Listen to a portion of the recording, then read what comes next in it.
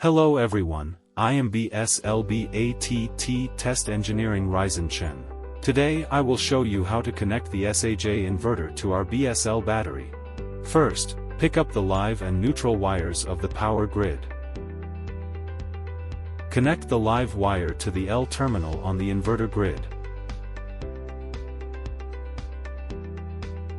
Connect the neutral line to the N terminal of the inverter grid. The two wires here are connected to the live and neutral poles of the load. We use AC loads to simulate the backup load scenario in the home. Next, I will connect them to the inverter. Connect the red live line to the L terminal, then connect the black neutral line to the N terminal. Next, we will use these two wires to connect the battery and inverter.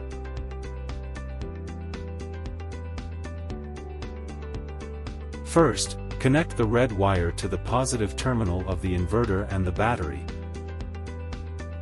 Connect the other end of the red wire to the positive terminal of the battery.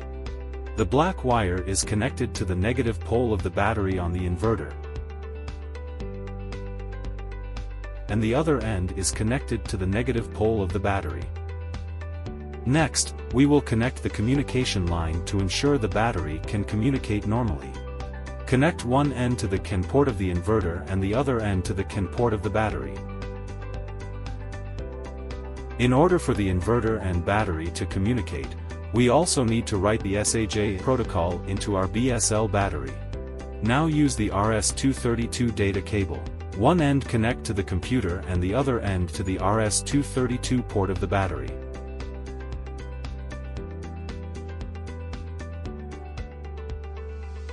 After the connection between the battery and the host computer is completed, turn the dial to 1, representing this battery is master. Open the host computer software. Open serial. And click Start Monitor. At this point, we can see the battery details below. Then enter the password on the user side to switch permissions.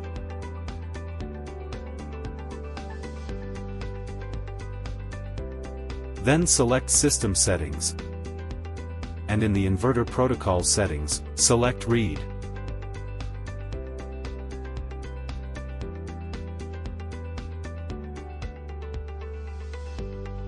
After reading successfully, select SAJ CAN Protocol, and then write.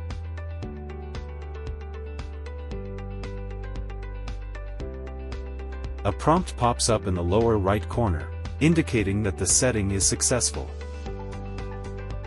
Finally, connect the Wi-Fi module.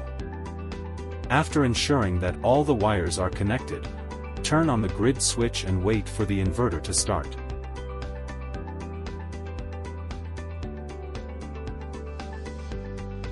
The main interface provides an overview of the entire energy storage system. In the lower left corner, when the communication is successful, we can see the remaining SOC of the battery. Click the ENT key to enter the battery details page. We can see the battery's SOC, capacity, voltage, and other information. At this time we can turn on the battery switch to charge and discharge the battery.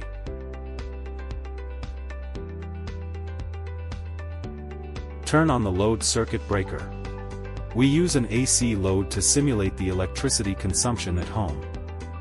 After opening the AC load box, you can see that the power grid is providing power to the load.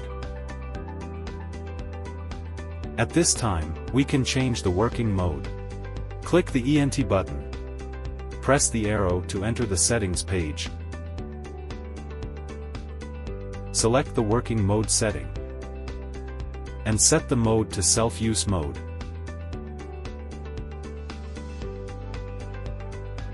So that the battery, the priority of discharge is higher than the power grid. Select Enable and return to the main page after enabling. Now we can see that battery discharge has priority higher than the grid. So the battery supplies power to the load.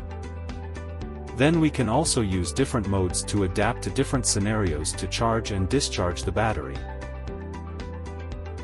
Today's connection operation process between the SAJ inverter and BSL battery ends here. If you have more questions, please check the manual or consult our engineers. See you next time.